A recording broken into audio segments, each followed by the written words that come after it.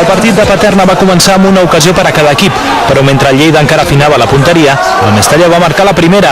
La jugada en el minut 13 va ser quilomètrica, però després d'una sèrie de rebots amb els defenses, Eduardo només va poder veure impotent com Miguel Ángel Riau aconseguia ficar la pilota dins la seva porteria.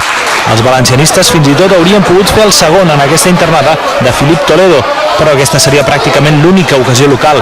El segon temps va ser blau i el canvi de guarisme es va iniciar en aquesta pena màxima que Miquel Álvaro es va encarregar de transformar en el minut 55. L'exjugador del Dénia continuava el seu estat de gràcia i el va confirmar al minut 74, robant una pilota al mig del camp, plantant-se tot sol davant el porter Garabato i superant-lo amb una excel·lent demostració tècnica. Álvaro ha aconseguit 4 gols en els últims 2 partits. L'encontre es va acabar de decantar del costat visitant amb l'expulsió de Carlos David per doble amonestació. El play-off per a Lleida ha deixat de ser utòpic.